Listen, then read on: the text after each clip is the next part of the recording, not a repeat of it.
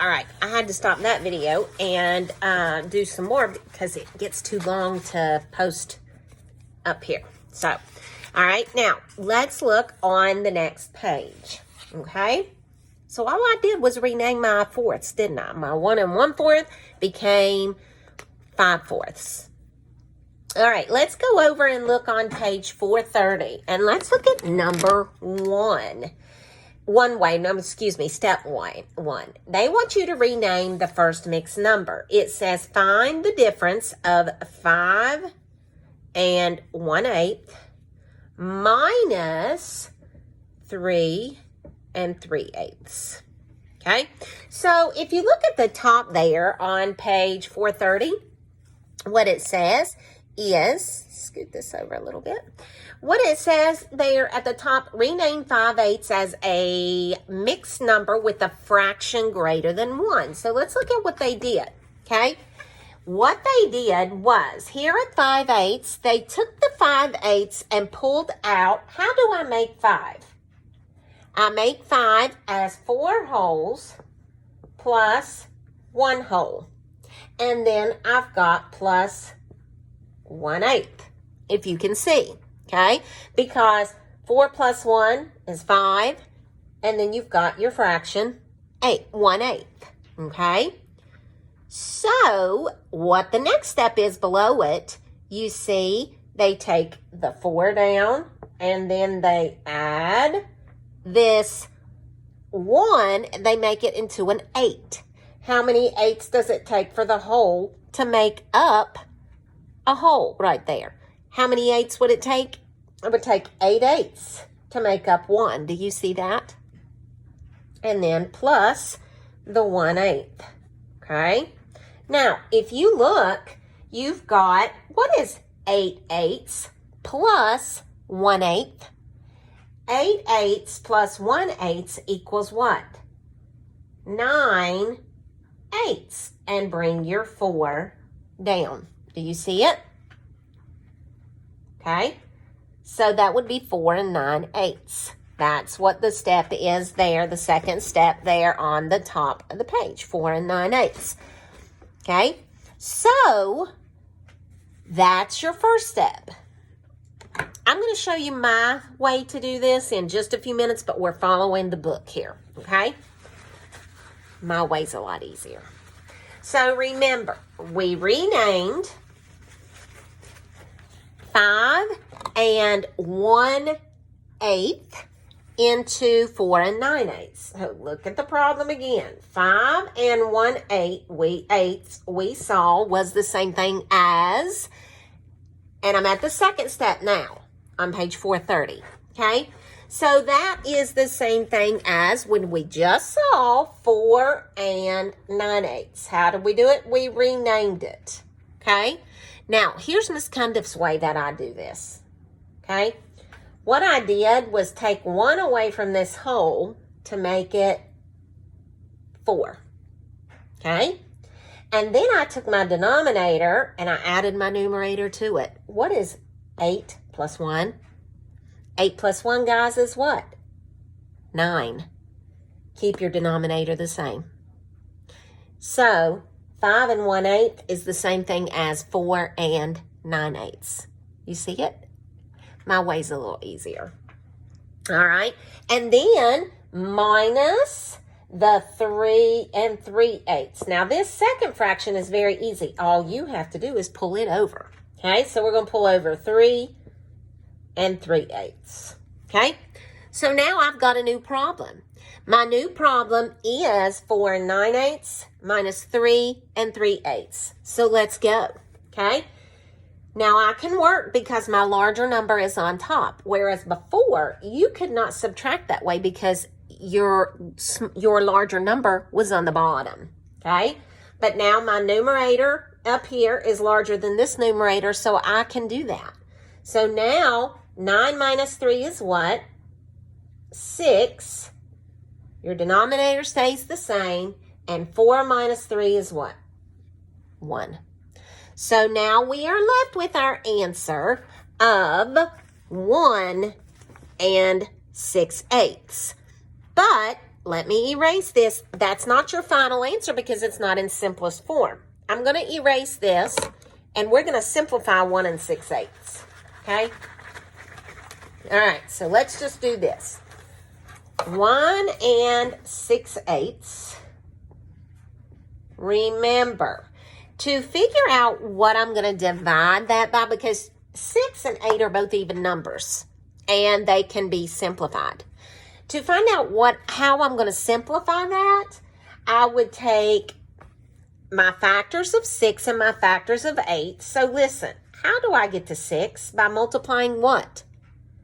1 times 6 and 2 times 3. Right? Yeah. So my factors of 6 are 1. Remember how we did it, guys? 2, 3, and 6. Okay? All right. Now we're going to list our factors of 8. How do I get to 8? 1 times 8 and what? 2 times 4. Okay? So my factors of 8 are 1, 2, 4, and 8. Now, I'm going to find my common factors. I'm going to circle what they have alike. They've got 1. Every number will have 1. 2, 2. But if I divide by 1, I'm going to get the same answer, aren't I? I'm going to get the number I divided by. So you never divide by 1 to simplify. You have to divide by a number that's larger than that they've got in common. Now, their common factors are 1 and 2. Do you see how they both have 1 and 2 in common? So when we do that, we can't divide by 1 because if you divide by 1, you're just going to get the same fraction. So we have to divide by the largest common factor. So what do they have in common that's the largest? 2. So we're going to divide each of these by 2. First of all, bring over your whole number. That 1 stays there. Our whole hasn't went anywhere. Now, 6 divided by 2 becomes what? 3. And 8 divided by 2 is 4. So my final answer is 1 3/4 simplified. All right? Got it? Okay, let's move on to the next example, okay?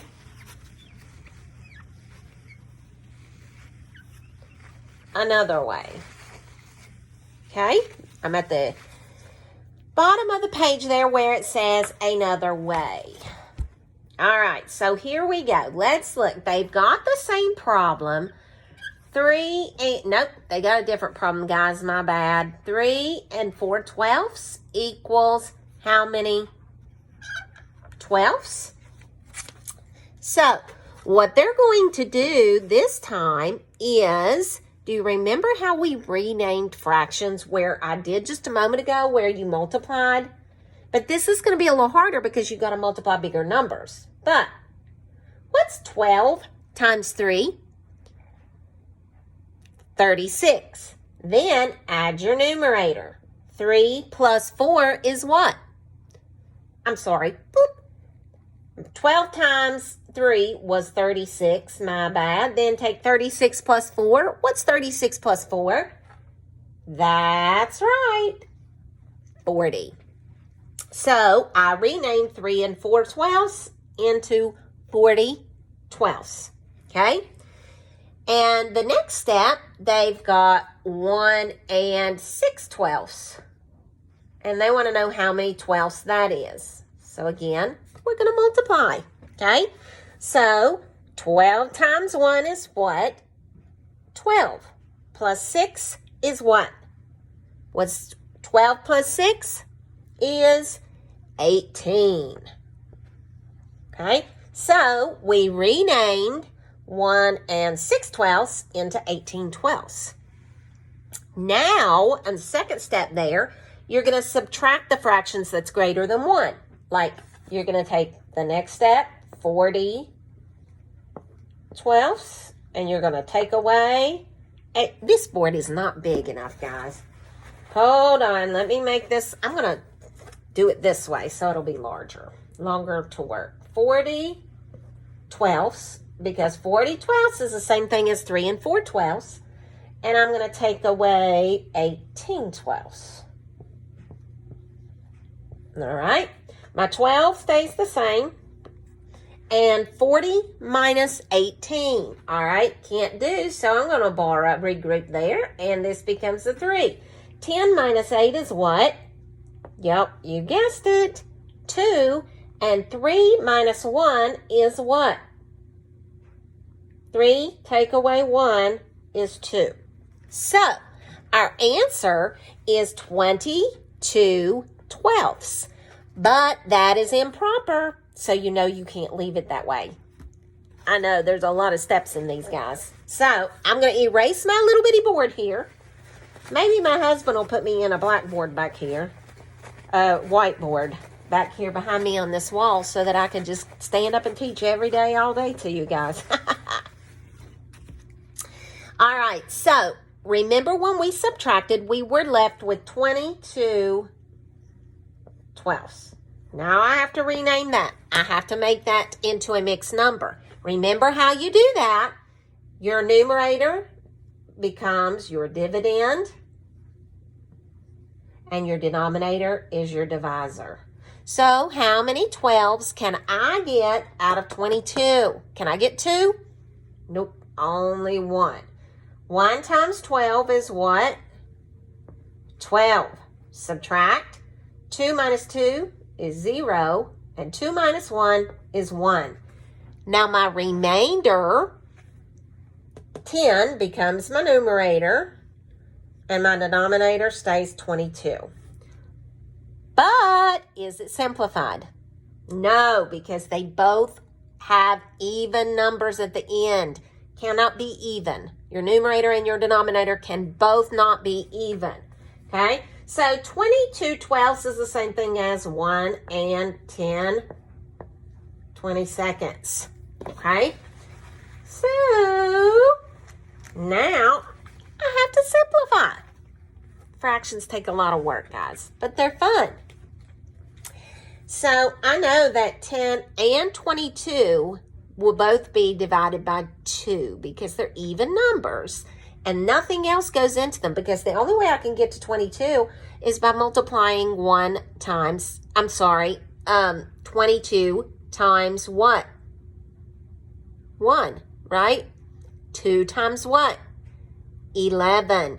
So 2 is what I'm going to divide by. So I'm going to divide each of these by 2, my numerators and my denominator, okay? My 1 stays the same. 10 divided by 2 is 5. And 22 divided by 2 is 11. So my final answer to that is 1 and 5/11.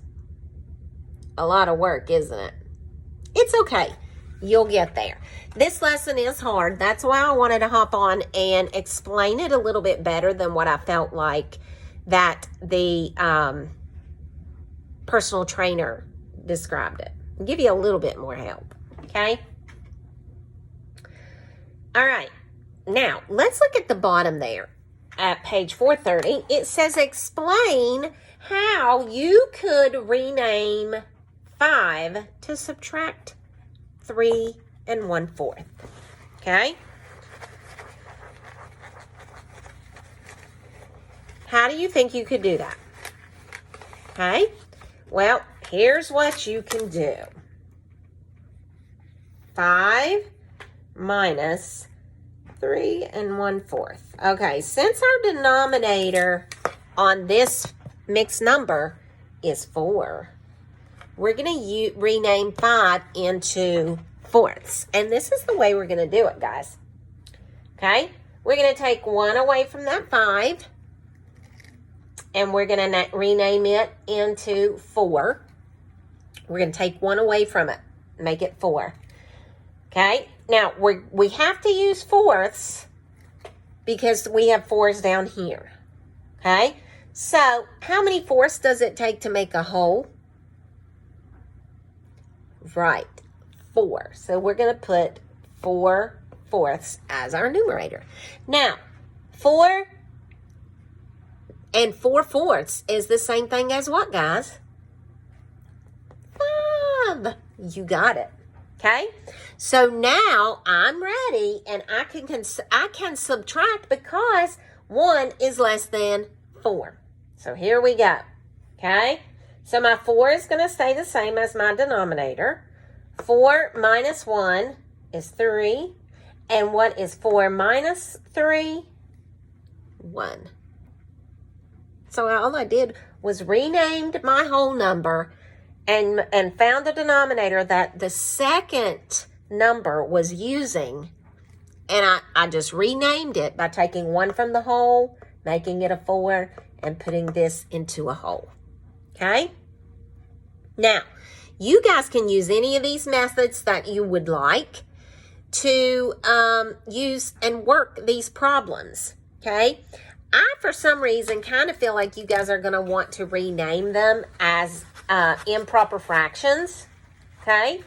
But there's both ways too. I also like the one where you take 1 from the whole. But let's go ahead and look at the number, share and show number 1.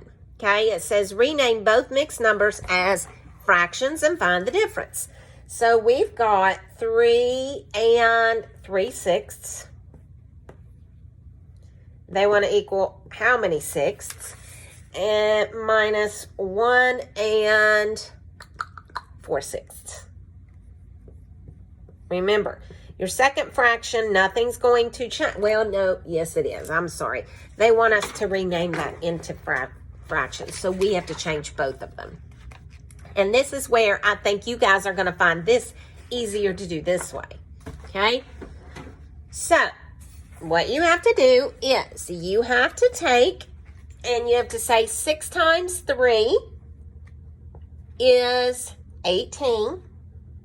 Plus 3 is what?